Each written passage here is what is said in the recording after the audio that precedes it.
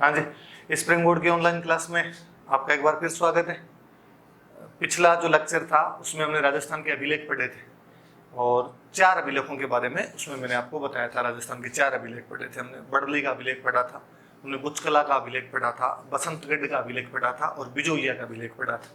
और हमने उसमें कई बातें पता की कि भाई राजस्थान का प्राचीनतम अभिलेख कौन सा था, सोमेश्वर चौहान की जानकारी कौन सा अभिलेख देता है, या विग्रहराज चतुर्थ ने दिल्ली जीत ली थी ये कौन सा अभिलेख बताता है। एक नई जानकारी की भीनमाल में चावड़ा वंश हुआ करता था, तो उन चावड़ाओं की जानकारियां कौन देता है।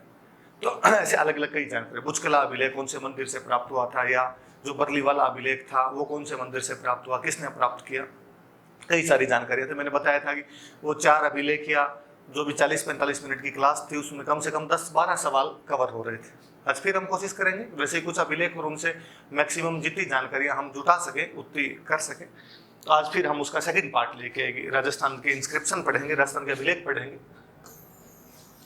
इंस्क्रिप्शन ऑफ राजस्थान या राजस्थान के अभिलेख, और इसका जो पार्ट सेकंड है वो पढ़ेंगे। एक बात और देखो, मैं ये वीडियो बनाते समय इस प्लेटफॉर्म पे खड़े होके जो कोई भी बात करता हूँ, जो कोई भी पढ़ाता हूँ या जो कोई भी बीच में बोलता हूँ, मेरा एकमात्र टारगेट स्प्रिंग बोर्ड के स्टूडेंट होते हैं। हमारे जो स्टूडेंट है, स्प्रिंग बोर्ड के जो स्टूडेंट है, मैं उनसे कनेक्ट होना चाहता हूँ, उनसे ही बात करना चाहता हूँ, उनको संबोधित करना चाहता हूँ। इसलिए मेरी जितनी भी बातें यहाँ पे कही जाती है वो टोटली और टोटली उन्हीं को संबोधित करके कही भी होती है। उन बातों को आप बीच में से कोई 30 सेकंड का कुछ उठा के इधर का उधर उसमें से यदि कुछ बनाया जाए तो कुछ ही बनाया जा सकता है। बाकी हमारे स्टूडेंट के पास में जब भी वो बात पहुंचती है एग्जैक्ट उसका मर्म समझ पाता है कि मैंने क्या कहा। कि यदि मैंने उसके अंदर कहा कि ऑनलाइन पढ़ाई नहीं होती है तो इसका मतलब मैं मेरे स्टूडेंट के बारे में कह रहा था। और जहां तक मुझे पता है हमारे सारे स्टूडेंट के मेरे पास जो भी कोई मैसेज आया या कॉल आया सब वो अरे सर आपको कैसे पता चला ऑनलाइन पढ़ाई नहीं हो रही। वास्तव में हम तो नहीं पढ़ रहे हैं घर पे बैठे बैठे, आपने एकदम सही पकड़ लिया सर, कोचिंग कब खुलेगी। मैंने कहा कोचिंग तो मे भी जुलाई के अंदर खुल जाए, पूरी संभावनाएं तो है। अंदरूनी सूचना सरकार की यही है कि जुलाई के अंदर वो एजुकेशनल जो भी है उनको खोल देंगे, पर कैसे खोलेंगे क्या खोलेंगे अभी तक पूरी कोई जानकारी अपने पास में नहीं है। तो मैंने यही कहा कि भाई जितना हो सके उतना ऑनलाइन जैसे पढ़ा जा सके वैसे पढ़ लो, बाकी कोचिंग खुलेगी जब अपने पढ़ेंगे ये सारी चीजें पढ़ेंगे। मैंने और बोला यार फ्री पॉकेट में पढ़ाई नहीं होती, तो मैं शायद उन्हीं के लिए कह रहा था कि यार तुम यूं अब पढ़ा रहे हैं, भले इसमें 4 जानकारियां ज्यादा भी बता रहे हो पर तुम घर पे बैठे बैठे पढ़ते नहीं हो, और ये जब कोचिंग आते हो वहां पे फीस लगी भी होती है तो सब ढंग से पढ़ भी लेते हो, ढंग से याद भी कर लेते हो उन चीजों के। अब को तीसरा स्टूडेंट, क्योंकि चूंकि ओपन प्लेटफॉर्म है यहाँ पे कोई सुन सकता है, कोई पढ़ सकता है और पढ़ लिया जाना चाहिए। हमारा भी यही उद्देश्य है कि वीडियो बनाए, हमारे स्टूडेंट पढ़े, कोई दूसरा भी पढ़ ले तो कोई दिक्कत नहीं, ओपन प्लेटफॉर्म है वो भी पढ़ ले इसके अंदर। पर वो यदि उसमें कोई बात ढंग की लगे तो पढ़ ले, सीख ले, ढंग की लगे तो इन वीडियो को सुन ले, ढंग की नहीं लगे तो इन वीडियो को नहीं सुने, वो नहीं पढ़े। मेरा आप किसी दूसरे के प्रति कोई आग्रह नहीं होता है कि मैं आपके प्रति कुछ बात बोलता हूं या नहीं बोलता हूं, क्योंकि जनता ने अलग ही धनिया कूट के रख दिया कि ऐसे कैसे कह सकते हो कि ऑनलाइन पढ़ाई नहीं होती है। कोई कहे कि फोकट की बात कैसे कर ली, फिर वो एक 30 और ये अपने वाले मंगते मरे गई जिन्होंने वो 30 सेकंड वाली किसने काटी रहे, वो 30 सेकंड वाली काट के वो फेसबुक पे और लगा दी और लोगों ने व्हाट्सएप पे स्टेटस लगा दिए उसके कि ये देखिए इस नर पिशाच को, ये मांग रहा है फीस, प्राइवेट स्कूलों का देखिए धंधा। अब किसी स्टेटस लगाने वाले को ये भी नहीं पता कि ये प्राइवेट स्कूल नहीं है, ये कोई कोचिंग की बात हो रही है, कोई दूसरी बात हो रही है।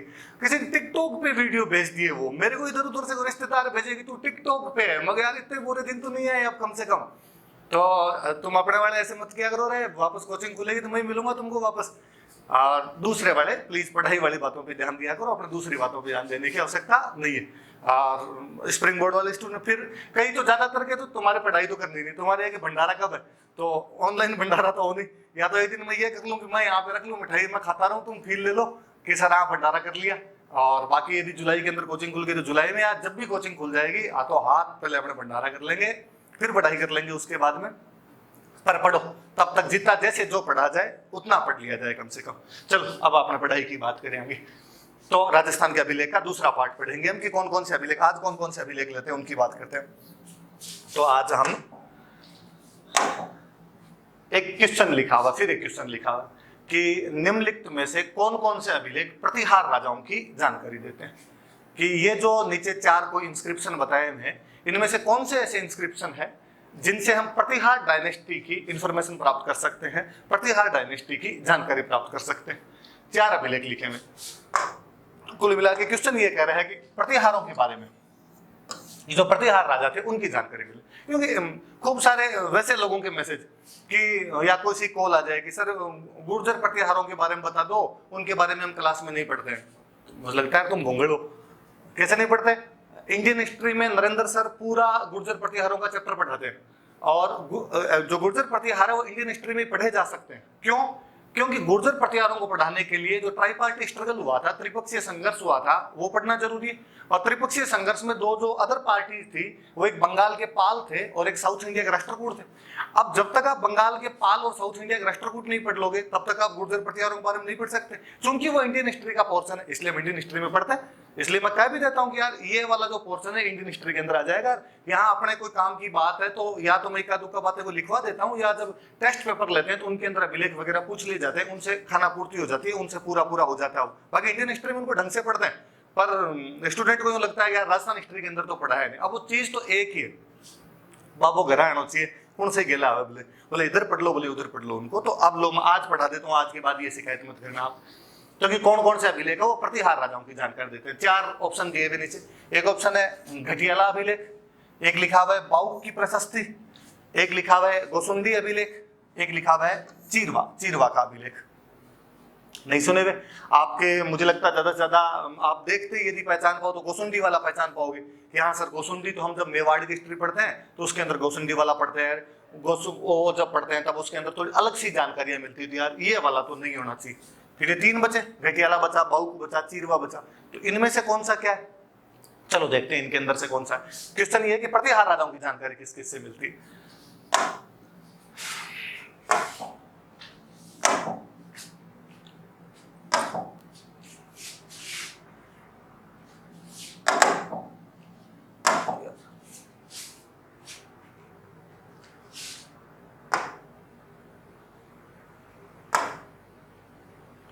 ये 2 अभिलेख इसमें नहीं आ रहा, ये कुछ और आना चाहिए था।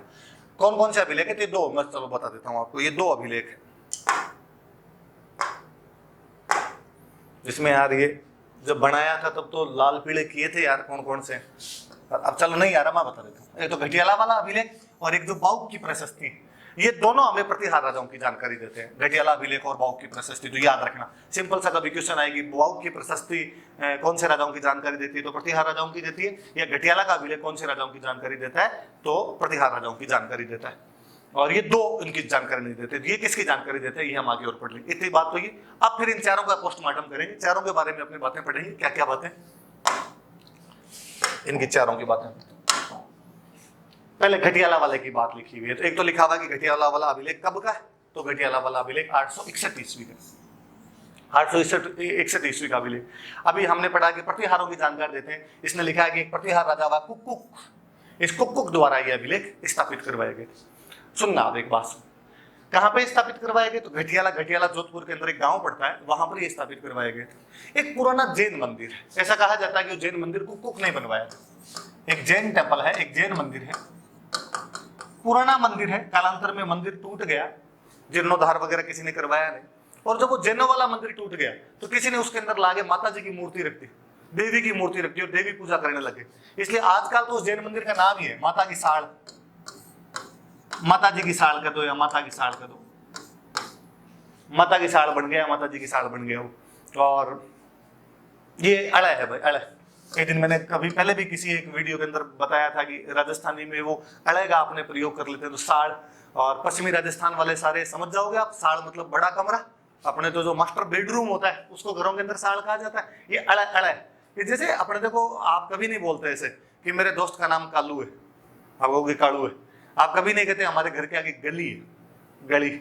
आप कभी नहीं कहते कि मेरे रास्ते में नाली पड़ती है, हम कहेंगे नाली। तो वो जो अड़े अड़े वाली जो ध्वनि निकलती है, और मुझे लगता है कि अपने पश्चिमी राजस्थान वाले लोग ही बोल पाते हैं और कोई तो इसको बोल भी नहीं पाता है। ये मुझे एक बहुत अच्छा सा किस्सा याद है। इससे पहले वो एक बात बताऊं कि हमारे बीकानेर में एक राजा हुए गंगा सिंह। तो गंगा सिंह जी के टाइम में जब नौकरियां वगैरह देने की बात है कि यार नौकरियों पे किसको लिया जाए, किसको नहीं लिया जाए, तो अब तो क्या है कि अपना मूल निवास प्रमाण पत्र बन जाता है, डोमिसाइल बन जाता है। तो जो राजस्थान के निवासी है उनको नौकरियां दे दी जाए या उनको वरीयता दे दी जाए। तो गंगा सिंह जी भी ऐसा चाहते थे कि यार पश्चिमी राजस्थान के लोगों को थोड़ी नौकरियां ज्यादा मिले, जबकि सिस्टम ये हो रहा था कि अपने बाहर के लोग आके नौकरियां ज्यादा कर रहे थे। जयपुर साइड वाले थोड़े पढ़ लिख गए थे, ये आ जाते, या यूपी साइड के लोग आके अपने यहाँ पे नौकरियां कर लेते।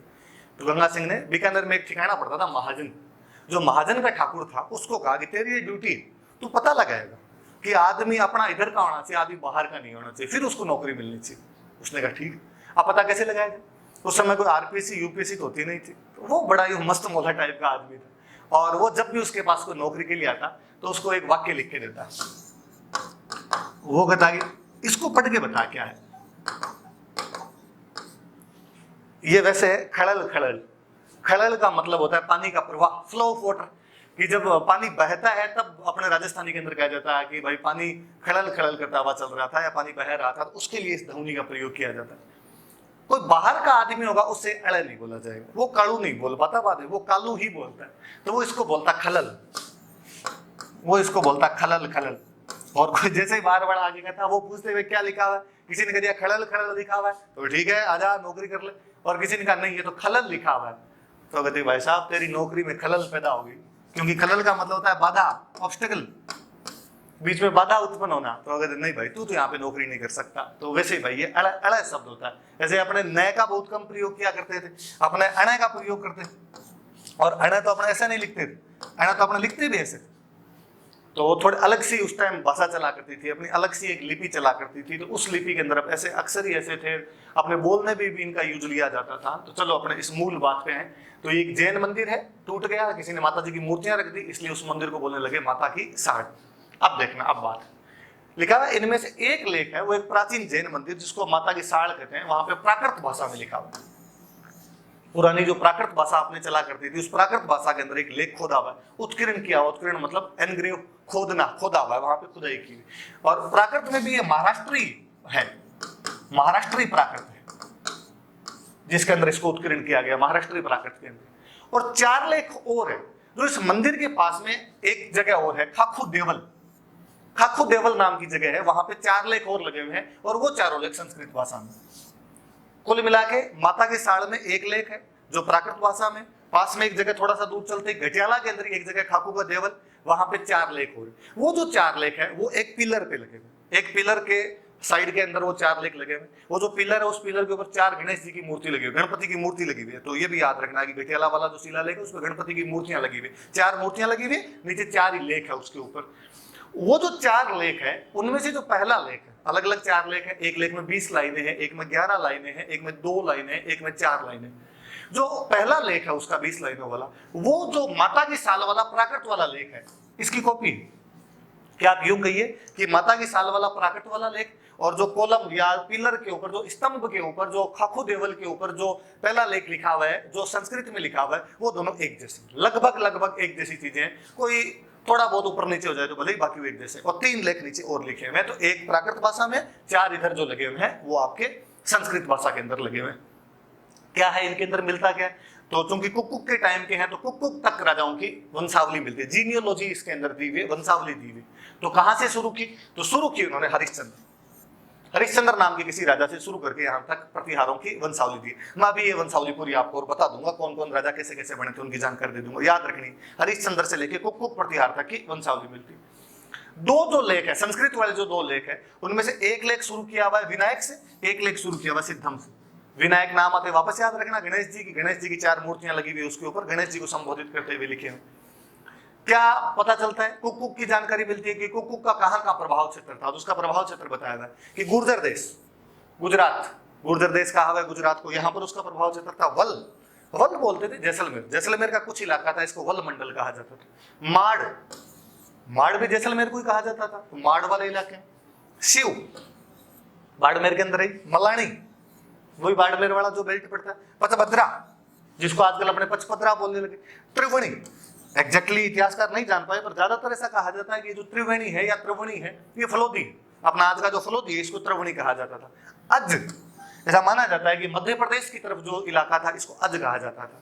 और ये अभिलेख ये कहता है कि इन सब जगह पे उसकी चलती थी, उसकी लोकप्रियता थी, उसकी पॉपुलैरिटी कहाँ कहाँ थी, उसको लोग कहाँ कहाँ मानते थे, तो गुजरात, वल, माड़, सीव, मलानी, पचभद्रा, प्रवणी आदि क्षेत्रों में उसकी लोकप्रियता का हमें पता चलता है। किसकी लोकप्रियता? कुक्कुक। कौन सा अभिलेख? घटियाला अभिलेख। फिर समझ लेना, जैन मंदिर टूट गया, माता की साड़ कहते हैं आजकल, वहां पर एक लेख महाराष्ट्री प्राकृत में, थोड़ा सा आगे चलते ही खाकू देवल, वहां पे एक स्तंभ पे 4 साइड में 4 लेख, उसके 4 गणपति की मूर्तियां लगी हुई, वो संस्कृत में, संस्कृत वाला पहला और प्राकृत वाला जो लेख है वो दोनों एक जैसे लेख है। तो ये सारी बात है, और वो इसको एक ये याद रख लेना कि विनायक और सिद्धम को संबोधित करते हुए लिखे गए, और हरिश्चंद्र से लेके कुक्कुक तक की वंशावली जीनियोलॉजी हमें वहां से मिलती है। चलो अब इसके बाद में आगे इसमें और क्या जानकारी आपने, वही घटियाला अभिलेख चल रहा है। इसमें ये जानकारी मिलती है कि ये जो प्रतिहार थे, इन प्रतिहारों की राजधानी थी मंडोर। मंडोर जो मंडव्य ऋषि का आश्रम हुआ करता था, कहते हैं कि यहां पर मंडव्य ऋषि का आश्रम था और इसलिए इसका नाम मंडोर पड़ गया। हम और भी कहते हैं कि मंडोर रावण का ससुराल हुआ करता था, जो रावण था उसकी शादी मंडोर के अंदर हुई थी। अपने तो आज भी वहां मंडोर के आसपास में जो ब्राह्मण रहते हैं उनके लिए कहा जाता है कि वो रावण के ससुराल से बिलोंग करते हैं, और रावण की जो पत्नी थी मंदोदरी, तो मंदोदरी के लिए कहा जाता है कि मंदोदरी यही की राजकुमारी थी मंडोर, और चूंकि वो मंदोर की राजकुमारी थी इसीलिए उसका नाम मंदोदरी पड़ गया। वैसे मंदोदरी का नॉर्मल मीनिंग होता है मंद है उदर जिसका, पतली कमर वाली महिला। तो अपने टाइम की 0 फिगर रही होगी ये, जो इसलिए मंदोदरी नाम पड़ गया होगा कोई। जैसा कहा जाता है कि चूंकि उसकी राजधानी मंडोर थी, तो एक तो मंडोर में और एक घटियाला जहां पर वो अभिलेख लगवा रहा है, वहां पर दोनों पर उसने कोई विजय स्तंभ लगवाए थे। जय स्तंभ कर दो, विजय स्तंभ कर दो, विक्ट्री टावर कर दो, कि वहां पे उसने ऐसे पिलर लगवाए थे दोनों जगह पे। कहां पे? घटियाला पे और मंडोर में। किसने? कुक्कुक ने लगवाए। फिर कुक्कुक के बारे में ये लिखा हुआ है कि घटियाला के बारे में बताया उसने कि घटियाला में जो अभिलेख लगवाता था वो कहता है क्या घटियाला का एक तो वो नाम बताता है रोहिंस्कूप, इसका पुराना नाम, और कहता है यहाँ अभीरों ने उपद्रव कर दिया था, रिवोल्ट कर दिया था। आबिर सबसे इतिहासकार अंदाजा लगाते हैं कि अहीरों के बारे में कहा, अहीरों के बारे में बात कही होगी कि अहीरों ने उपद्रव कर दिया था। पर कुक्कुक जाता है, उन अहीरों को दबाता है, वहां पे उनका जो रिवोल्ट था उसको शांत करता है, सप्रेस करता है उसको, और उस जगह को रहने लायक बनाता है। किसके रहने लायक? ब्राह्मण, महाजन और क्षत्रिय, 3 वर्णों का उल्लेख। किन 3 वर्णों के लोगों के रहने के लिए इसको बनाया गया? ब्राह्मण, महाजन और क्षत्रियों के रहने के लिए इसको बनाया गया। और महाजनों को तो उसने कहा कि भाई साहब दुकान खोलो, आराम से रहो, तुम्हें कोई तंग नहीं करेगा। हो सकता है पहले वहां दुकान खोली जाती है और कोई आगे मांग लेता हो, चौथ वसूली दे, हमें टैक्स दे, तब हम यहाँ दुकान खोलने देंगे। पर इसने कहा अब चिंता ही मत करो, अब तुमसे कोई टैक्स नहीं लेगा, तुम मेरी शरण के अंदर हो, मैं तुम्हारी रक्षा करूंगा, मैं यहाँ पे पीसफुल एनवायरमेंट लेके आऊंगा। तो उसने बाजार बनवाए थे यहाँ पे महाजनों के लिए, और उस जगह को महाजनों को दुकानें वगैरह खोल के दिया था, एक व्यापारिक केंद्र के रूप में उस जगह को स्थापित कर दिया। किसने लिखे? तो ऐसा कहा जाता है कि एक मातृ रवि नाम का मग ब्राह्मण था, उसने ये अभिलेख लिखे तो उसने उत्कीर्ण किसने की, मतलब खोदे किसने? तो खोदने की बात आती है तो कहा जाता है कि एक सुनार था, गोल्ड स्मिथ था, कृष्णेश्वर, उसने ये खोदे। इन मग की थोड़ी और बात बताओ। इन मग ब्राह्मणों के लिए कहा जाता है कि ये शाक द्वीपीय ब्राह्मण है, शाक द्वीपीय ब्राह्मण है, और इनके लिए कहा जाता है कि ये जैनों के मंदिरों में सेवा करते थे, जैन मंदिरों में सेवा करते इसलिए इनको सेवक कहा जाता है। और ओसवाल जाति होती है उनके आश्रित थे, ये भी थोड़ा सा याद रख लेना कि भाई किसके आश्रित थे, कहां पर सेवा करते थे। तो जो मग ब्राह्मण थे वो 7 द्वीपीय ब्राह्मण थे, ओसवाल जैनों के आश्रित थे, जैन मंदिरों में सेवा करते थे, जैन मंदिरों में सेवा करते थे, इसलिए इनको सेवक कहा जाने लगा। ओसवाल अपने यहाँ पे खूब रहते ही थे। ओसवाल रहते, इसका उदाहरण ये है कि आपने तो ओसियां का तो अपने कहते हैं कि भाई ओसवालों का मुख्य स्थान ही था, और खूब सारे गुर्जर प्रतिहारों ने यहाँ पर मंदिर भी बनवाए थे। ओसियां का तो नाम ही अपने मंदिरों का शहर ही पड़ गया था। गुर्जर प्रतिहार चली खूब सारे मंदिर, इसे अलग वीडियो में हम उन मंदिर वगैरह की और बात करेंगे। तो वो ओसियां जो है वो अपने आप में ओसवालों का उल्लेख करता ही, उसके बारे में बताता है, और ये अभिलेख भी इस बारे में इशारा करता है कि भाई जो मग ब्राह्मण थे वो जैनों के मंदिरों में सेवा करते इसलिए सेवक कहलाते थे, ओसवालों के आश्रित थे, शाकद्वीप के ब्राह्मण थे। और ऐसा ही एक मग ब्राह्मण था मातृ रवि, जिसने अभिलेख लिखा था। और एक सुनार था कृष्णेश्वर, या सुवर्णकार था, गोल्ड स्मिथ था कृष्णेश्वर, उसने इसको खुदाई की थी, उसने इसको खोदा था। और ऐसा कहा गया कि संस्कृत वाला, मैंने कहा कि संस्कृत वाला पहला और प्राकृत वाला जो है वो सेम है। तो इसमें कहा जाता है कि इनमें से कुछ लाइनें कुक्कुक की लिखी हुई, खुद की लिखी हुई। तो इससे पता चलता है कुक्कुक इंटेलिजेंट आदमी, और राजा होने के साथ साथ एक लेखक भी। कि संस्कृत के पहले लेख का लेखक कुक्कुक है, और प्राकृत लेख है उसका जो अंतिम श्लोक था वो कुक्कुक के द्वारा लिखा गया था। इससे ये पता चल रहा है भाई कुक्कुक एक इंटेलिजेंट आदमी। फिर इस अभिलेख में और कुक्कुक के विशेषताएं बताई गई खूब सारी। उसको कैसे लोग पसंद है, कैसी चीजें पसंद है, उनके खूब अच्छे से इसके अंदर वर्णन किए। और आगे बढ़ते हैं इसके बाद।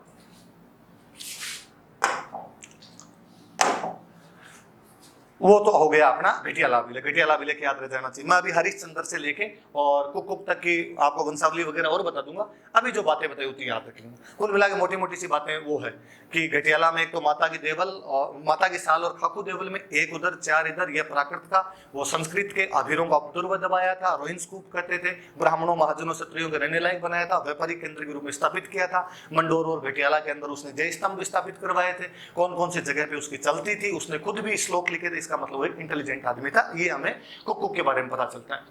फिर एक बाउक प्रशस्ति मिली। ये कुक का भाई था, बाउक जो था, और कुक से पहले ये राजा बना था। तो 837 ईस्वी की बाउक प्रशस्ति मिली। मैंने कहा कि मंडोर इनकी राजधानी थी, तो ये मंडोर के किसी विष्णु मंदिर में लगाई गई थी। बाद में मंदिर टूट गया तो जोधपुर शहर के परकोटे में लाके किसी ने लगा दी थी। तो बाद में जब ये मिली थी तो उस रैम्पार्ट में मिली थी, उस परकोटे के अंदर ये मिली थी, जोधपुर शहर के परकोटे के अंदर मिली। सेम वंशावली बताती है, जीनियोलॉजी बताने का एक अच्छा साधन है। और ऐसा कहा जाता है कि यदि आपको प्रतिहारों की, प्रारंभिक प्रतिहारों की और वंशावली पता करनी हो तो आप बाउक वाली प्रशस्ति, या इसको मंडोर का अभिलेख भी कहते हैं, मंडोर का अभिलेख और घटियाला का अभिलेख, उनको मिला के पढ़ लीजिए तो शुरुआती जो प्रतिहार थे उनकी आपको ढंग से सारी जानकारी हो जाएगी। और ये प्रशस्ति राजा बाउक ने खुदवाई थी। और क्या जानकारी मिलती है? विष्णु भगवान की और शिव भगवान की पूजा की जानकारी मिलती है। मंदिर में लगी हुई है तो पूजा वगैरह की जानकारी मिल गई। कुल मिला के याद रखने वाली बात इसमें इतनी है। बाउक प्रशस्ति कब की? 837 की। बाउक को कुक का भाई था, वही प्रतिहारों की वंशावली बताती है। विष्णु मंदिर में लगी हुई थी, बाद में किसी ने शहर पना के अंदर लाके लगा दी थी। इसके बारे में और कोई ज्यादा बातें नहीं। तो ये दो तो देख लो, दोनों प्रतिहारों के बारे में। अब आगे गोसुंडी वाला अभिलेख। ये अपने क्लास में पढ़ा होता है तो मेरे बताने लायक कोई ज्यादा बातें नहीं, फिर भी मैं थोड़ी बातें बता दूं।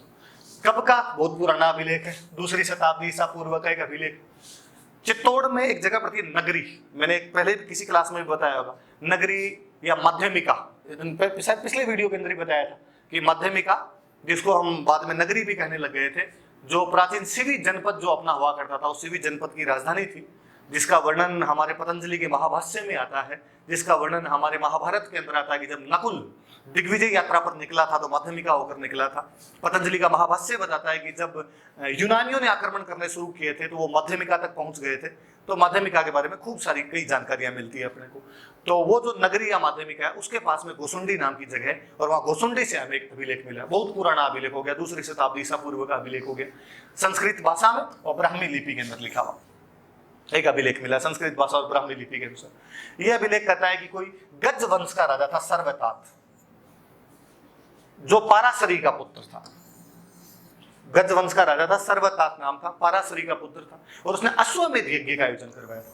अश्वमेध यज्ञ आप सारा जानते हो, घोड़ा छोड़ देते, घोड़ा छोड़ के यज्ञ करवाया जाए, तो अश्वमेध यज्ञ का आयोजन करवाया। तो अब जब भी कोई यज्ञ वगैरह कराया तो उससे पहले कोई भगवान की पूजा पाठ तो करनी पड़े, तो उसने भगवान की पूजा की। कौन से भगवान की पूजा की? तो कृष्ण बलराम, संकर्षण और वासुदेव। संकर्षण बलराम है और वासुदेव है वो कृष्ण है, इनकी उसने पूजा की। और पूजा ही नहीं की, पूजा के लिए पहले तो उसने एक शिला रखवाई, भाटा रखवाया जी, और उसके चारों तरफ 4 दीवारी का निर्माण और करवाया था। उसके चारों तरफ फोर्टिफिकेशन करवाया गया था, 4 दीवारी बनवाई गई थी उस पूजा गृह की उसने। तो दोनों चीजें, बलराम कृष्ण के लिए शिला लगवाई गई थी, पत्थर रखवाया गया था वहां पर। और ये अपने प्राचीन परंपरा है। आप गांव के अपने सारे मंदिर देख लेना, आज भी कोई भोमियोसा महाराज, पितरजी महाराज, झुंझार जी महाराज के जितने भी मंदिर है वो सब भाटे रखे हैं। पुराना को एक भाटा रखा होगा, भाटे में लिखा होगा जय गोगा जी महाराज, जय तेजा जी महाराज, और उनकी पूजा करते हैं। मूर्तियां पहले होती नहीं थी जी, मूर्तियां थोड़ी कम थी, ऐसे ही आपको मंदिर वगैरह मिलते। और गोगा जी के मंदिर तो अपने कहते हैं कि जटा जटा खेजड़ी बटा बटा गोगो। तो जब खेजड़ी के नीचे गोगो जी के मंदिर बना दिए, इतनी मूर्तियां कहां से लाएंगे? तो फिर अपने पत्थर रख के पूजा कर लिया करते थे। और अपने तो आरपीसी क्वेश्चन ही पूछ लेती है, एक तो वो उन्होंने पेटेंट से ही बना लिया कि कौन सा एक देवता का मंदिर है जिसमें मूर्ति की पूजा नहीं होती, ईंटों की पूजा की जाती है। तो हम पढ़ते हैं भाई देवनारायण जी महाराज का जो मंदिर है उनमें ईंटों की पूजा की जाती है, पर ऐसा नहीं है। अब वो आरपीसी क्वेश्चन है, ज्यादातर मंदिर वैसे दिखे, क्वेश्चन पूछ लिया, हिट हो गया। पहले अपने ज्यादातर मंदिरों में ईंटें मिल जाया करती थी, उनकी पूजा किया करते थे। तो वैसा ही यहाँ पर पूछा है, और उसके चारों तरफ उसने 4 दीवारी बनवाई थी। अब क्या जानकारी है? अभिलेख ये वैष्णव संप्रदाय, भाई भगवान विष्णु की पूजा कर रहा है तो आप वैष्णव संप्रदाय कह दो, या भागवत, वासुदेव भगवान कृष्ण विष्णु का अवतार, तो आप भागवत कर दो या वैष्णव कर दो। उससे संबंधित ये सबसे प्राचीनतम, सबसे ओल्डेस्ट इंस्क्रिप्शन राजस्थान का, जो कि हमें वैष्णव रिलीजन की जानकारी देता है, वो अपना गोसुंडी अभिलेख है। मुझे याद है ये फैक्चुअल में तो खूब बार पूछा हुआ ही है, और आपके 2016 वाले मेंस के अंदर शायद ये क्वेश्चन था कि गोसुंडी अभिलेख के बारे में आप क्या जानते हो, या राजस्थान में वैष्णव धर्म की जानकारी देने वाला प्राचीनतम अभिलेख कौन सा है, तो वो गोसुंडी वाला अभिलेख है। खूब पुराना हो गया भाई, देख लो, दूसरी शताब्दी ईसा पूर्व का अभिलेख है, तो याद रखना। डी.आर. भंडारकर ने बाद में इसको पढ़ा था, और सबसे पहले वही पढ़ के, हालांकि अपने जो कवि राजा श्यामल दास जी ने, श्यामल दास जी इसके बारे में बताते हैं, वो खोज करते हैं इसके। श्यामल दास जी, कवि राजा श्यामल दास जी, जिनकी बहुत फेमस किताब है वीर विनोद, याद रखना, मेवाड़ के बहुत बड़े राइटर हुए। और वीर विनोद केवल हमें मेवाड़ की जानकारी नहीं देती है, बल्कि पूरे राजस्थान के इतिहास की जानकारी देती है, तो वो इसके बारे में लिखते हैं। पर इसको पढ़ के ढंग से लिखने वाला कोई आदमी था, तो अपने डी.आर. भंडारकर महोदय जो थे, उन्होंने इस अभिलेख के बारे में लिखा। अब कई जगह जब गोसुंडी अभिलेख पढ़ोगे तो एक नाम और मिल जाता है, हाथीबाड़ा अभिलेख।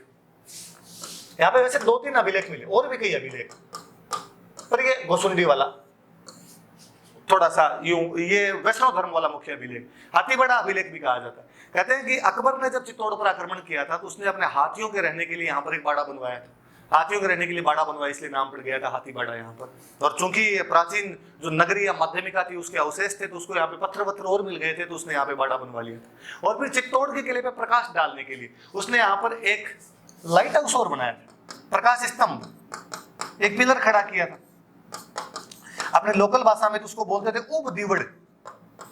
दीवड़ मतलब दिया होता है, आप उब मतलब उबा खड़ा है, तो उब दीवड़ भी कहा जाता था। अकबर ने यहाँ गोसुंडी में वो हाथीबाड़ा भी बनवाया था, तो फिर हाथीबाड़ा अभिलेख भी बोलने लगे कई लोग, उसी जगह पे वो बन गया था, और प्रकाश स्तंभ भी यहाँ पर लगवाया। तो गोसुंडी जब नाम आता है, फिर अपने दिमाग में एक बात हो रही है कि गोसुंडी के बारे में, कि एक रायमल हुआ था, राजा हुआ था मेवाड़ का, जो संगा के पिताजी थे, महाराणा संग्राम सिंह जो थे, उनके जो पिताजी थे रायमल जी, उनकी एक रानी थी श्रृंगार देवी, और श्रृंगार देवी ने यहां पर एक बावड़ी बनवाई थी, तो उसका अभिलेख भी यहां पर लगा हुआ है। ये 1504 का अभिलेख है, और महेश्वर ने इसे लिखा है, तो ये भी याद रख लेना, ये थोड़ा ज्यादा याद रखना कि गोसुंडी बावड़ी वाला अभिलेख कब का है, तो 1504 का है। बावड़ी मतलब स्टेप वेल, ऐसा कुआं जिसमें नीचे उतरने के लिए सीढ़ियां बनी हुई, वाव कहते हैं, बावड़ी कहते हैं, वापी जिसको कहते हैं, स्टेप वेल जिसको हम कहते हैं। रायमल की रानी श्रृंगार देवी ने इसको बनवाया। तो रायमल का इसमें खूब अच्छा सा वर्णन है, किस प्रकार रायमल ने मालवा के राजाओं को हराया था, उसका इसमें वर्णन लिखा हुआ। श्रृंगार देवी जोधपुर वाला जो राजा था जोधा, उसकी पुत्री थी, तो इसने अपने पापा जोधा और अपने दादाजी रणमल, उन दोनों का बहुत अच्छा सा वर्णन किया। और इसने रणमल के बारे में लिखा है कि भाई वो शत्रुओं का दमन करने वाले थे। जोधा जी के बारे में लिखा है कि वो पठानों तथा पारसियों को हराने वाले थे। तो अपने बाप दादा की तारीफ है, अपने पति की भी तारीफें की, और कहते हैं कि ये जो गोसुंडी वाली बावड़ी है, इसके पत्थर भी यहीं से उठा के लाए थे। गोसुंडी वाला अभिलेख, हाथीबाड़ा अभिलेख वाली जो ये जगह थी, यहाँ पे पुराने को पत्थर पड़े थे, वहां से उठा के लाए थे, यहाँ बावड़ी के अंदर लगवाए थे। तो गोसुंडी अभिलेख की खूब सारी बातें मैंने बता दी, याद रख लें। ये जो ऊपर हम अभिलेख ही पढ़ रहे थे, गजवंश के सर्वतात में लगवाए, हालांकि इस पे इतिहासकारों में खूब सारे इश्यू है, और कई इतिहासकार कहते हैं भाई गजवंश कौन सा वंश है, या गजवंशी है, या किसी राजा का नाम है, या सर्वतात क्या है, क्योंकि तात का मतलब पिता भी होता है, क्या कहा है उसने एग्जैक्टली। कई इतिहासकार ऐसा भी कहते हैं कि ये कण्व है, शुंग के बाद में जो अपने कण्व वंश आया था, हो सकता है उनसे संबंधित लेख हो। ये डिस्प्यूटेड चीज है, आपने जाना नहीं उसके अंदर। आपने याद रखने वाली इतनी बातें, राजस्थान में वैष्णव धर्म की जानकारी देने वाला ओल्डेस्ट इंस्क्रिप्शन है, संकर्षण वासुदेव की पूजा का उल्लेख करता है, और अश्वमेध यज्ञ के बारे में बताता है। इसकी इसने जानकारी दी। डी.आर. भंडारकर महोदय ने बाद में पढ़ा था, श्यामल दास जी भी इसका वर्णन करके गए थे, जिनकी किताब है वीर विनोद। अकबर ने हाथीबाड़ा बनवाया था, प्रकाश स्तंभ या उब दीवड़ बनवाई थी। यहाँ पे गोसुंडी में एक बावड़ी है जो श्रृंगार देवी ने बनवाई, जो रायमल की रानी थी, जोधा की पुत्री थी। आप क्लास में जो पढ़े आप सबको याद होगा, आपने जो आंवड़ बावड़ वाली संधि है उसके अंदर ये शर्तें लिखी हुई कि उसमें बाद में लिखा आपने कि रायमल की शादी श्रृंगार देवी के साथ में की गई थी, और श्रृंगार देवी ने गोसुंडी में बावड़ी का निर्माण करवाया था। वो सारी बातें हैं, तो आपको ढंग से वो समझ में भी आ जाए। वैष्णव या भागवत एक ही चीज होती है। चीरवा का अभिलेख, ये बहुत बाद का हो गया, देख लो भाई, ये आ गया आपके 1273 का, जो सबसे पहले गोसुंडी वाला, फिर बाउक वाली प्रशस्ति, फिर गिटियाला वाले, और उसके बाद में आ गया चीरवा। उदयपुर के चीरवा गांव के अंदर मंदिर के अंदर लगा, विष्णु और शिव भगवान के मंदिर बने, वहां पर मंदिरों के अंदर लगा, संस्कृत भाषा में और नागरी लिपि में। किसी क्वेश्चन के ऑप्शन थे, ये संस्कृत भाषा के अंदर लिखा होता था, हाँ भाई संस्कृत और नागरी के अंदर है। क्या बताता है, चूंकि मेवाड़ है तो मेवाड़ के राजाओं के बारे में बताएगा। मेवाड़ में कौन सा वंश, तो गोहिल वंश, गोहिल वंश का पहला बड़ा राजा कौन, तो बापा, उसके वंशजों के बारे में बताएगा। उसके वंशज कौन कौन, तो पद्म सिंह, जैत्र सिंह, तेज सिंह और समर सिंह की जानकारी देता है। अंतिम नाम समर सिंह का लिखा हुआ है, इसका मतलब ये समर सिंह के टाइम का अभिलेख है, समर सिंह के समय में अभिलेख। समर सिंह वही जो अपने पद्मिनी के जो पति पड़ते रतन सिंह, और रतन सिंह के जो पिताजी थे समर सिंह, मैं क्लास में बताता हूँ, जिसने अलाउद्दीन खिलजी से गुजरात जाते समय टोल टैक्स ले लिया था, वही अपना वो समर सिंह है। तो इस समर सिंह के टाइम का चीरवा अभिलेख लगा हुआ है। क्या जानकारी देता, इन राजाओं की जानकारियां देखा, इनमें जेतर सिंह की जानकारियां थोड़ी ज्यादा दी हुई, जेतर सिंह की तारीफें थोड़ी ज्यादा की हुई। जेतर सिंह वही जो अपने इल्तुतमिश को भूताला के युद्ध में हराकर वापस भगा देता है, तो उसके बारे में बताया गया। फिर तेज सिंह की खूब सारी जानकारियां मिल जाती है इसके अंदर। तो इन सब राजाओं की जानकारी, और इनको मारुत के समान बताया गया कि प्रलय मारुत तूफान के समान वो राजा हुए थे, उनकी जानकारियां मिलती। याद रखने वाली सबसे बात, इसमें तलारक्स नाम के एक प्रशासनिक पद का वर्णन है, एक एडमिनिस्ट्रेटिव पोस्ट बताई हुई है, और उस पोस्ट का नाम है तलारक्स। तलारक्स नाम की एक एडमिनिस्ट्रेटिव पोस्ट है जो तातेड़ जाति के लोगों के पास में हुआ करती थी। तातेड़ जाति के जो लोग थे उनके पास में थी, और वंश परंपरा से उनके पास में थी। अब बात आई तातेड़ कौन होता है, सॉरी तलारक्स क्या होता है, तो वह व्यक्ति, वह प्रशासनिक अधिकारी जो अच्छे लोगों की रक्षा करे तथा दुष्ट आदमियों को दंड दे, उसे तलारक्स कहा जाता है। अच्छे आदमियों की तो रक्षा करे और जो दुष्ट है उनको दंड दे। कुल मिला के कानून व्यवस्था सुस्थापित करने वाले लोग थे, या ज्यादा अच्छे शब्दों में कहूं तो मध्यकाल में जिनको हम कोतवाल के नाम से जानते थे, वो ये तलारक्स थे मेवाड़ के अंदर। कहां के तलारक्सों के बारे में जिक्र है, चित्तौड़ और नागदा, सॉरी चित्तौड़ और ये चीरवा, बाद में चीरवा के अंदर ये चीरवा वाले नागदा चले गए थे, तो चित्तौड़ और नागदा में जो तलारक्स थे उनका वर्णन है। और ऐसा वर्णन है कि किसी एक तलारक्स को पद्म सिंह के टाइम में वो तलारक्स आया था, योगराज नाम का तलारक्स था, और उसको चीरवा का गांव मिल गया था, और उसने यहाँ पे एक शिव जी का मंदिर बनवाया था, एक देवी का मंदिर बनवाया था। उसके जो पिताजी थे उद्धरण, उन्होंने यहाँ पे विष्णु भगवान का मंदिर बनवाया था। फिर उनके आगे जो वंशज आए उन्होंने मंदिरों का पुनर्निर्माण वगैरह करवाया था, तो उनकी यहाँ पे जानकारियां मिल जाती है। तो एक तो तलारक्स के ध्यान रखना, भाई तलारक्स काम क्या करते थे, कानून व्यवस्था की सैनिक सेवा भी दिया करते थे। ऐसे कई वर्णन है कि इनके परिवार का कोई एक व्यक्ति था और वो भूताला के युद्ध में शहीद हुआ था, एक व्यक्ति था वो बाद में अठूना में परमारों के खिलाफ लड़ता हुआ मारा गया था, एक व्यक्ति था वो कोटड़ा में त्रिभुवन के खिलाफ लड़ता हुआ मारा गया था, और जो त्रिभुवन के खिलाफ लड़ता हुआ मारा गया था उसका नाम था बालक। तो उस बालक के साथ में उसकी जो पत्नी थी वो सती थी, उसकी पत्नी सती हुई, पत्नी का नाम था भोली। भोली नाम की जो उसकी पत्नी थी वो उसके साथ में सती हुई। तो ये सती प्रथा की जानकारी देने वाला भी अभिलेख है, तो वह सती प्रथा के बारे में भी हमें बताता है। इससे तो एक बड़ी जोरदार चीज और पता चलती है।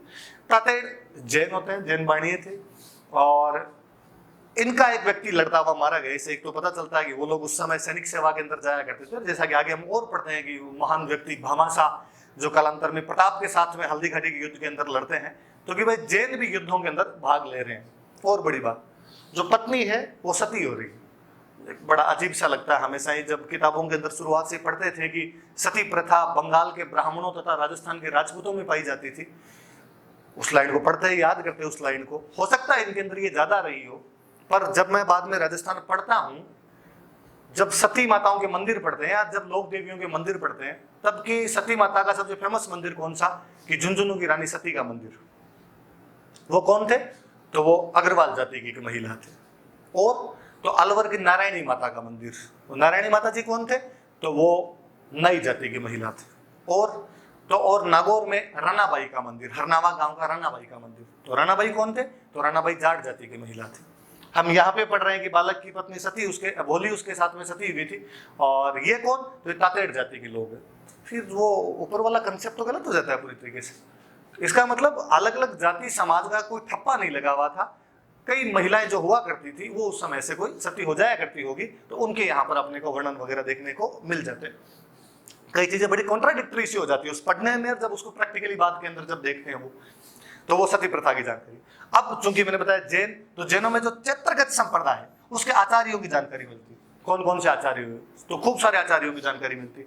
अब आचार्य मतलब माठ साहब का मतलब शिक्षा व्यवस्था, एजुकेशन सिस्टम के बारे में पता चलता है साहब एजुकेशन सिस्टम क्या था, कैसा।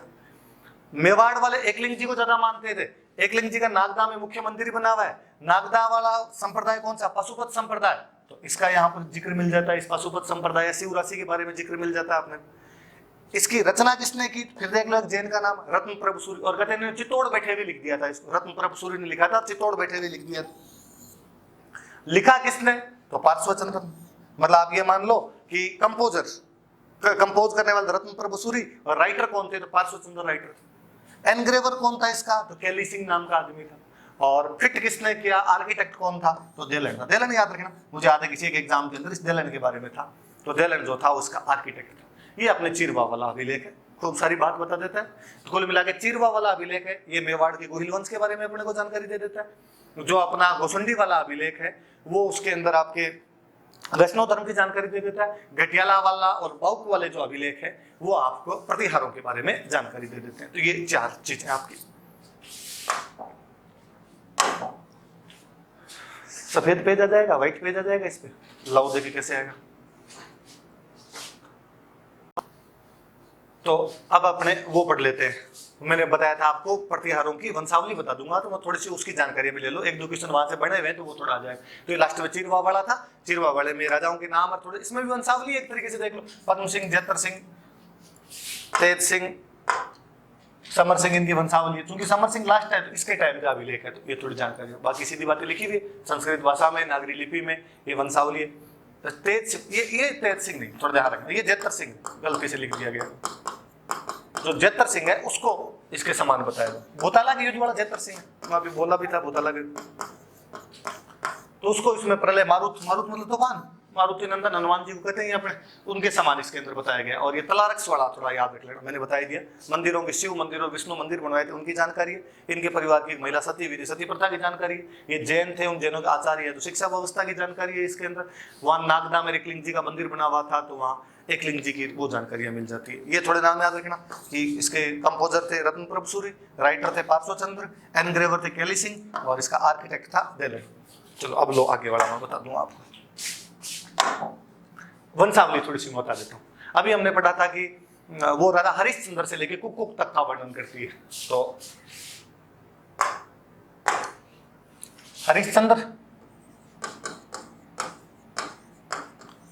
हरिश्चंद्र से शुरू होती। इस हरिश्चंद्र का एक नाम और दिया हुआ है, हरिश्चंद्र का नाम दिया हुआ है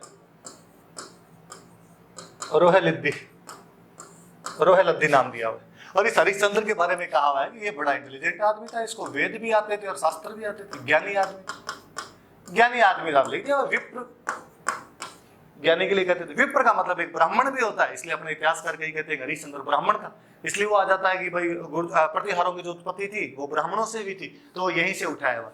पर चूंकि इंटेलिजेंट आदमी के लिए ब्राह्मण शब्द का इस्तेमाल कर लिया जाता था, वेद शास्त्रों में ज्ञाता राजा हुआ करते थे, तो राजा जनक को जानते हैं जो क्षत्रिय होते हुए भी इतने इंटेलिजेंट हुए थे, तो वैसे ही हरिश्चंद्र को ही रहा होगा। फिर आगे ये जानकारी है कि हरिश्चंद्र की 2 कोई रानियां थी। एक कोई ब्राह्मण रानी थी, उसका कोई उल्लेख नहीं, केवल इतना है कि एक ब्राह्मण रानी थी इसके, और एक के बारे में लिखा एक इसकी क्षत्रिय रानी थी, और उसके बाकायदा नाम दिया हुआ, उसका नाम भद्रा था। फिर बताया हुआ है कि इससे जो बच्चे हुए वो तो ब्राह्मण प्रतिहार हो गए, और इससे जो बच्चे हुए वो क्षत्रिय प्रतिहार हो गए। दोनों का अलग अलग और लिखा। इसका मतलब वैसे प्रतिहार का नॉर्मल मीनिंग होता है द्वारपाल। बाहुक वाली प्रशस्ति है उसके अंदर लिखा हुआ है कि हम लक्ष्मण के वंशज है, ये बताते हैं। और जिस प्रकार जो लक्ष्मण जी थे वो भगवान राम के दरवाजे के बाहर खड़े रहते थे, उनकी बॉडीगार्ड हुआ करते थे, उसी प्रकार हम द्वारपाल है, उनके हम वंशज है, हम रक्षक हैं, रक्षा करने वाले हैं, हम प्रतिहार हैं। तो द्वारपाल कर दो, प्रतिहार कर दो, तो दोनों ये ब्राह्मण प्रतिहार हुए और क्षत्रिय प्रतिहार। बड़ा जोरदार से लिखा हुआ है। क्षत्रिय रानी भद्रा से जो पुत्र हुए उन्हें क्षत्रिय प्रतिहार कहा गया तथा वे शराब पिया करते थे। मुझे लगा कि ये नहीं भी लिखता तो भी ओबीसी बातें लोग समझ जाते कि इधर वाले पीते ही होंगे थोड़े। अब फिर इसके बेटों के उल्लेख दिए हुए कि इसके कौन कौन बेटे हुए क्या हुए, तो नाम लिखा हुआ कि भाई भोग भट्ट हुआ था, कक हुआ था, एक हुआ था रज्जिल, और एक हुआ था दह। 4 हुए थे। 4 नाम देख लो आप कि भोग भट्ट, कक, रज्जिल और दह नाम के 4 इसके बेटे हुए थे। और ये चारों बड़े यूं बलशाली हुए, और इन चारों ने मिलके, और जो मंडोर था, मंडव्यपुर जिसको हम कह रहे हैं, उस मंडोर के अंदर 4 दीवारी का निर्माण करवाया था, परकोटा बनवाया था, रेमपाट बनवाया था। यहाँ पे परकोटा का दो, प्राकार का दो, रेमपाट का दो, उसका निर्माण करवाया था। इनमें रज्जिल ज्यादा शक्तिशाली निकला, इसलिए जो बाद में मंडोर का राजा बना था वो रज्जिल बना था। तो यहां से बाद में ढंग से इन राजाओं की जानकारी मिलती। दह के बारे में कहा जाता है कि गुजरात की साइड में चला गया था, बड़ौंच। तो जो बड़ौंच के गुर्जर प्रतिहार है उनकी जो वंशावली है वो इस दह से शुरू होती है, और ऐसा माना जाता है कि वो दह यही है। और इनकी राजधानी हुआ करती थी नांदीपुरी। ये थोड़ा सा देख लेना आपके हरिश्चंद्र की क्षत्रिय पत्नी भद्रा से भोग भट्ट कक रज्जिल और दह हुए। दह तो बड़ौत चला गया जिसकी राजधानी नंदीपुरी थी। इन चारों ने मिलकर मंडोर की 4 दीवारी रैम्पार्ट का निर्माण करवाया था। और रज्जिल जो था, रज्जिल यहाँ पे आगे मंडोर का राजा बनता है। अब रज्जिल ने क्या किया, रज्जिल से आगे पढ़ लेते हैं।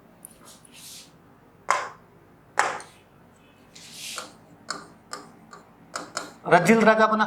रज्जिल के बाद में एक राजा बना नरभट्ट। कहते हैं बड़ा बलशाली आदमी हुआ। बलशाली हुआ तो बड़ी जोरदार उपाधि देती यार, बड़ा यूं अजीब सा वल्गर सा शब्द है, आप पढ़ लेना यार क्या लिखा हुआ है, कौन पढ़े अब इसको, पर ये इसकी उपाधि है इस बंदे की, कोई पूछ ले तो याद रख लेना।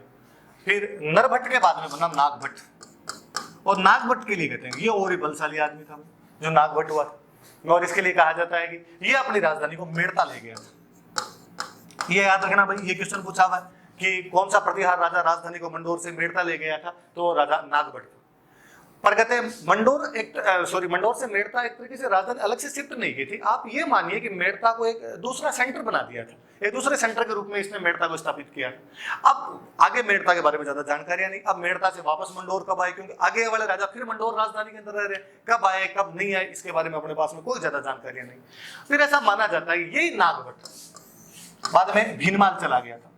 और मैं पिछले लेक्चर में भी शायद बता रहा था कि भीनमाल में पहले चावड़ा वंश था, चावड़ों को हरा के बाद में यहाँ पे प्रतिहारों ने कब्जा कर लिया था। और भीनमाल से बाद में इनकी राजधानी चली गई थी जालोर। ये वाला इलाका जो है, ये वाला इलाका अपने गुजरात के टच करता था, इसको गुर्जरात्रा कहा करते थे, इसलिए वहां पे जाने के बाद इनके नाम क्या कि गुर्जर प्रतिहार लगना शुरू होता है। बाउक वाली प्रशस्ति और घटियाला वाले शिलालेख केंद्र से कोई नाम नहीं आते। और फिर कहते हैं जालोर से ही बाद में ये चले गए थे उज्जैन। उज्जैन के दो है, अवंती के दो। और कहते हैं वहीं से ये लोग चले गए थे कन्नौज। इसलिए भीनमाल, जालोर, उज्जैन या कन्नौज के जो भी प्रतिहार हुए थे उनकी वंशावली यदि शुरू होती है तो नागभट्ट से शुरू होती है, उससे पहले वालों के वर्णन नहीं मिलते। लेकिन जब पीछे से हम जोड़ के देखते हैं तब हमें लगता है कि यार ये हरिश्चंद्र वाली वंशावली चलती आ रही होगी और नागभट्ट ने उधर जाके अलग अलग क्षेत्रों में अपने राज्य स्थापित कर लिए होंगे। इस नागभट्ट की खूब तारीफें की हुई, ग्वालियर प्रशस्ति में इसको मल्लच्छों का नाशकन बताया हुआ है। पर अपने याद रखने वाली बात यह कि बाद में भीनमाल वाली वंशावली कहां से शुरू होती है तो नागभट्ट से, या मेड़ता को राजधानी किसने बनाया था तो नागभट्ट ने बनाया। इसके कोई 2 बेटे, एक बेटा हुआ तात और एक बेटा हुआ भोज। तात ने तो कोई राजकाज किया नहीं। तात ने कहा अपने को राजकाज में कोई भरोसा नहीं है, ये दुनिया ये महफिल काम की नहीं है। और वो तो भाई मंडोर आ गया था और मंडोर में आके आश्रम के अंदर अपना सन्यासी का जीवन बिताने लग गया। इसको समझ में आ गया था कि दुनिया पितड़ की है, कोई मतलब नहीं है यहाँ पे रहने का। और भोज जो इसका छोटा भाई था इसको अपना राजकाज दे दिया था। पर भोज के बाद में भोज का बेटा राजा नहीं बना, उसके बाद में वापस इसी का बेटा राजा बना। जो तात था इसी का बेटा राजा बना, यशोवर्धन। इसका मतलब तात ने संन्यास धारण करने से पहले अपनी वंशावली तो चला ही दी थी, टबर वाबर तो पैदा कर ही दिए थे। फिर इसके बाद में एक बना चंदुक। चंदुक के बाद में एक बना सिल्लुक। और सिल्लुक के लिए कहा जाता है ये बड़ा यूं शक्तिशाली राजा हुआ। और इसने, इसके बारे में कहा जाता है कि इसने वल्ल मंडल के राजाओं को हरा दिया। और लिखा हुआ हो रहा है कि वल्ल मंडल का राजा भाटी था, तो भट्टिक लिखा हुआ है। भट्टिक राजा को हराया, नहीं केवल हराया बल्कि उसका छत्र छीन लिया। और हम सुनते हैं कि जैसलमेर वाले जो भाटी है वो भगवान कृष्ण के वंशज, भगवान कृष्ण का जो छत्र था वो उनके पास में था और इसलिए उनका एम्बलम भी है छत्राला यादवपति। तो ये कहने का मतलब ये है कि वल्ल मंडल मतलब जैसलमेर और वहां के राजा को हराकर, भट्टी राजा को हराकर उसका छत्र छीन लेता है। थोड़ी सी वंशावली याद रखना कि तात भोज, राज भोज करता है वैसे तो, लेकिन भोज के बाद वापस यशोवर्धन बनता है, फिर चंदुक बनता है, फिर ये सिल्लुक बन जाता है। इसके बाद में सिल्लुक के बाद में यहां पर एक राजा बना जोट।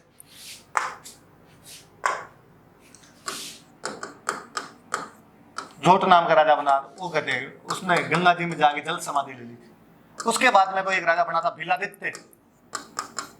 और भिलादित्य के बारे में भी कहा जाता है कि वो भी हरिद्वार चला गया था और हरिद्वार में जाके उसने भी अपनी देह त्याग दी थी। ये सनातन की परंपरा थी कि व्यक्ति जब मृत्यु को नजदीक देखता था तो संन्यास आश्रम ग्रहण कर लिया करता था, पवित्र स्थानों पे चले जाया करता था और वहां पे अपने शरीर का त्याग कर दिया करता था।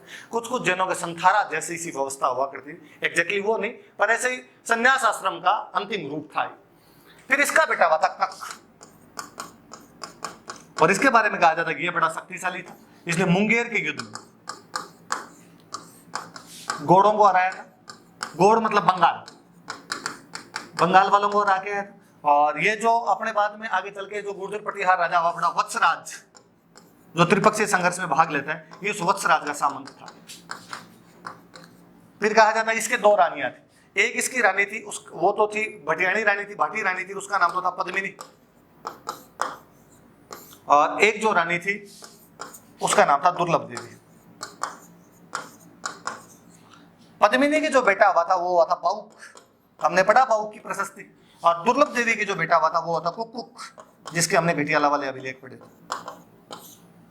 तो जो मैंने आपको बताया कि हरिश्चंद्र से लेके और कुक तक का वर्णन मिलता है, तो वो सब यहाँ तक के वर्णन। कुक की सारी जानकारी मैंने बता दी कि उसने क्या क्या किया था, क्या क्या नहीं किया था, किस किस को हराया था, कैसे क्या पढ़ता था, क्या लिखता था, वो सारी बातें घटियाला वाले शिलालेख में हमने पढ़ ली।